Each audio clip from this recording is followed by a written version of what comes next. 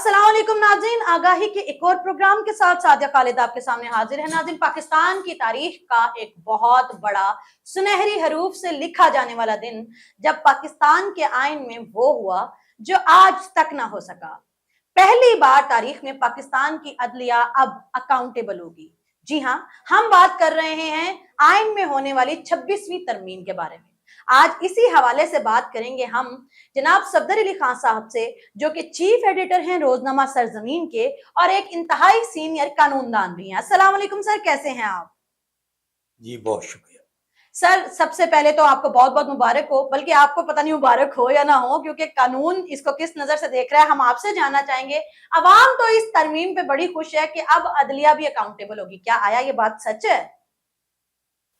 आपने दुरुस्त कहा हाँ, कि पाकिस्तान में 70 साल से अदलिया किसी भी हदूद से आज़ाद थी और पाकिस्तान की हिस्ट्री ये बताती है कि पाकिस्तान में जितने भी अहम तरीन फैसले थे, चाहे वो आइनी थे या अवामी थे, वो सिर्फ और सिर्फ पॉपुलरिज्म पर उनके फैसले किए गए और जजेस ने उन चीज़ों को मद्देनजर रखा जो उन्हें नहीं रखनी चाहिए थी। राइट। एक इंसाफ की कुर्सी पर बैठने वाले को चाहिए कि वो अपनी आंखों के सामने, अपने ज़मीर में, अपने दिमाग में सिर्फ और सिर्फ कानून की किताब को रखे और उसके मुताबिक वो इंसाफ करे।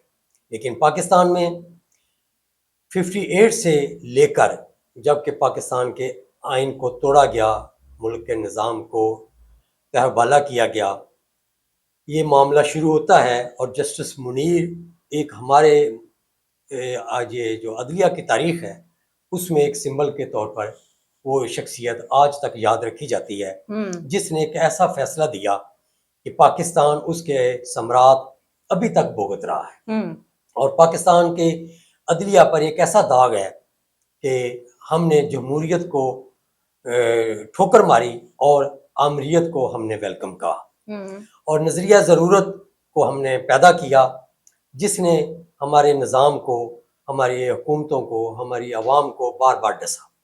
उसकी शक्ल मुख्तलिफ अदवार में मुख्तलिफ ज़रूर रही, लेकिन उसका मकसद एक ही था कि आमरीत को मजबूत किया जाए, जमहूरियत को नुकसान पहुँचाया जाए, जिसके वजह से पाकिस्तान में 3 दफ़ा मार्शल लॉ लगा और हमारी अदालतों ने उसको वैलिडेट किया। एक दफ़ा तो एक ऐसा फैसला आया जस्टिस अरशाद के दौर में कि उन्होंने आमर को ये हक भी दे दिया कि वो कानून आइन में भी तरमीम कर ले। तो आप देखें कि पाकिस्तान में क्या होता है।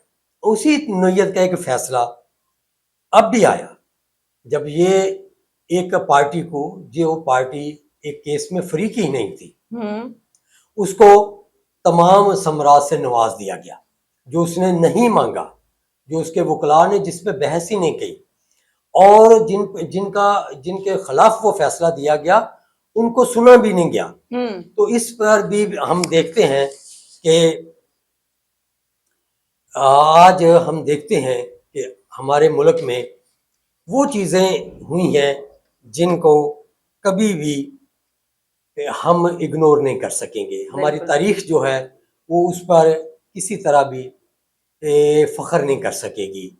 लेकिन इन तरामीम से, 26वीं आइनी तरमीम से यकीनन अदलिया में एक नया मोड़ आया है और हम ये उम्मीद कर सकते हैं कि अब शायद नज़रिया ज़रूरत जो है वो अपनी मौत आप मर जाए और एक ऐसा सूरज तलू हो कि जो जमहूरियत को और आवाम के हकूक़ को कुव्वत बख्शे। सर, हम भी उम्मीद तो यही करते हैं।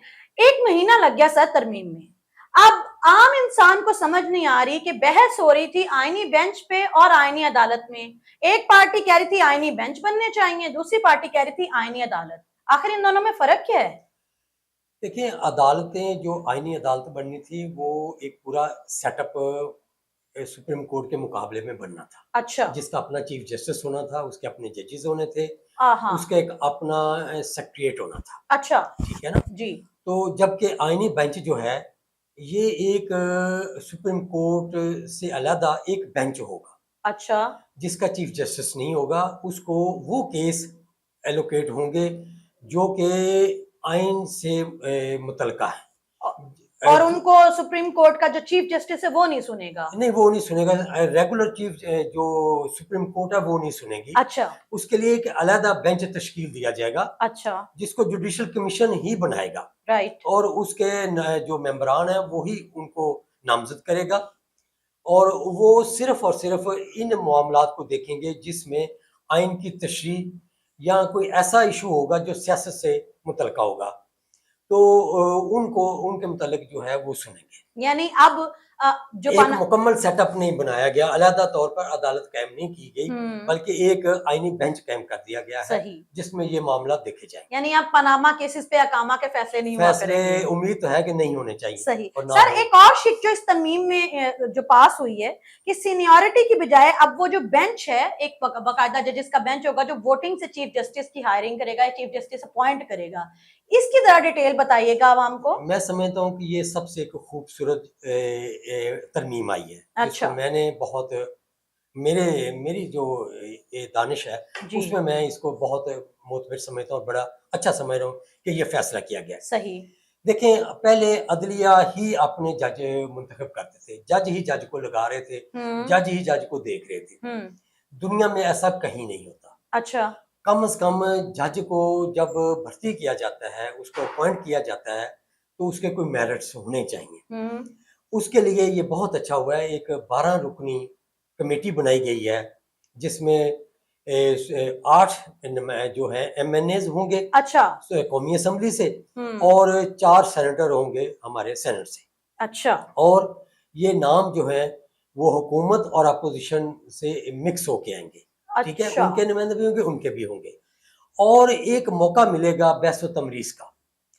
وہ نام جو ہیں وہ سامنے آ سکیں گے میڈیا کے بھی. اچھا جب میڈیا میں آئیں گے تو قوم کے سامنے بھی وہ نام آئیں گے. صحیح. قوم کے سامنے جب نام آئیں گے تو ان کے میرٹس اور ڈی میرٹس جو ہیں وہ ڈسکس ہوں گے. اب سوشل میڈیا کا دور ہے, اب کسی کو چھپا نہیں سکتے. یعنی کوئی بھی اب ساجا گاما اپنی ذاتی پسند کی بنیاد پہ یا سیاسی نہیں آئے گا. اگر Right. کوشش کرے گی حکومت, جیسا کہ کہا جا رہا ہے کہ جی وہ حکومت کی اکثریت ہوگی تو حکومت اپنی مرضی کے جج جو لگا لے گی, میں سمجھتا ہوں کہ عملی طور پر یہ ایسا ممکن نہیں ہوگا. اچھا وہ کیوں؟ کیسے؟ وہ اس لیے کہ یہ سوشل میڈیا کا دور ہے. ہم بالفرض ہے آپ الف بے جیم دال کا نام تو پیش کریں گے نا, وہ میڈیا میں آ جائے گا, تو لوگ وکلا برادری سوشل میڈیا پر ان کی آواز بھی ہوگی. ہم ہماری جو ایسوسیشنز ہیں, اس کے علاوہ سول سوسائٹی ہے, ہم این جی اوز ہیں, ہم اور ملک میں عوام میں بہت سارے ایسے فگرز ہیں جو آواز بلند کرتے ہیں, ہم تو ان کی آواز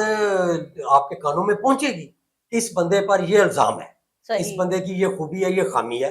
تو میں سمجھتا ہوں کہ یقیناً میرٹس کا خیال رکھنا پڑے گا. یعنی اب کوئی چپ چپیتے ڈبل شہریت والا جو ہے وہ سپریم کورٹ کا جج نہیں بن جائے گا.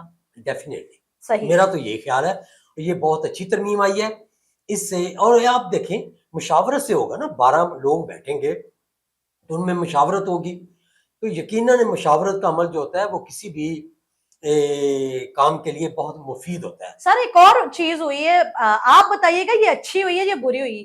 یہ جو تھوک کے حساب سے 100 موٹو نوٹس لیے جاتے تھے وہ ان کا خاتمہ ہو گیا ہے, اس بارے میں آپ کی کیا رائے ہے؟ یہ بھی آپ دیکھیں کہ کتنے ہمارے ملک میں مسائل ایسے آئے ہیں جو ان سو موٹو کی وجہ سے آئے ہیں. سو موٹو کے حق نے لوگوں کو کام کرنے سے روک دیا ہوا ہے. آپ کوئی جو ڈیسیژن ہے وہ لیتے ہوئے گھبراتے ہیں, جبکہ ایسا تو نہیں ہوتا نا دنیا میں. آپ ایک ایڈمنسٹریشن کے طور پر کوئی فیصلہ لے رہے ہیں تو صبح آپ اس کے جواب دہ ہو جاتے ہیں. تو ہر ادارے کو اپنی حد میں رہنا چاہیے اور اپنی ڈومیل میں اسے کام کرنا چاہیے. یہی جمہوریت کی بھی خوبصورتی ہے, اور ملک و ملت کے لیے بھی اسی میں فائدہ ہے اور مفاد بھی ہے کہ ہم اپنی اپنی ڈومیل میں کام کریں اور دوسرے کے چھاپے میں ہاتھ نہ ماریں, تو یہی ہمارے لیے بہتر ہوگا. صحیح. سر ایک اور بات جاننا چاہوں گی, 26ویں ترمیم پاس ہو گئی, پوری قوم جانتی ہے, 27ویں ترمیم پاس ہو رہی ہے, یہ کیا قصہ ہے؟ یہ بھی سننے میں آ رہا ہے, اس کے ابھی جو خد و خال ہیں وہ جی. پوری طرح تو سامنے نہیں آئے, ہم لیکن اس میں جو سنا جا رہا ہے وہ بھی ایک اچھا ہے. جو ہمارے ملک میں اس وقت پروسیجر چل رہا ہے سول کا بھی اور کرمنل کا بھی، وہ تقریباً 150 سال پرانا ہے، انگریز کے دور کا بنا ہوا ہے. تو ایسے قوانین کو بدلنا چاہیے، حالات کے مطابق ان کو ڈالنا چاہیے، اور عدالتوں پر یہ قدغن ہونی چاہیے کہ یہ نہیں ہے کہ میں نے کوئی کیس دائر کیا ہے تو میرا پوتا اس کے فیصلے کے لیے انتظار کر رہا ہو. ایسا تو کسی مہذب معاشرے نہیں ہوتا، اور نہ ہی اس میں کوئی عدلیہ کی نیک نامی ہوئی ہے.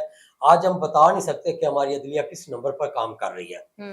تو ان چیزوں کو دیکھتے ہوئے ہمیں چاہیے کہ ہم اپنے ان قوانین میں ترامیم لائیں اور حالات اور واقعات کے مطابق ان کو اجاگر کریں. صحیح. سر آخر میں جاننا آپ سے یہ چاہوں گی کہ یہ جو ہائی کورٹ کے کیسز سپریم کورٹ میں جانے کے متعلق اختیارات کی بات ہو رہی ہے، یہ شک کیا ہے اور اس کی ڈیٹیلز کیا ہیں؟ اس میں بھی آپ دیکھیں کہ تمام ججز جو ہیں وہ کسی بھی اکاؤنٹیبلٹی سے آزاد ہیں، اور ان کو کوئی ان کی کارکردگی کو جانچنے کے لیے کوئی پیمانہ نہیں ہے. تو اب اگر یہ فیصلہ بھی کیا جائے گا تو یہی اس کے بھی انشاءاللہ جو ثمرات نکلیں گے وہ فروٹفلی ہوں گے. اور ان ترامیم کو اگر ہم پازیٹیو طریقے سے اپلائی کریں گے تو یقیناً اس کے رزلٹ جو ہیں وہ ملک و ملت کے لیے بہتر ہوں گے. صحیح. سر بہت شکریہ آپ کے قیمتی وقت کا.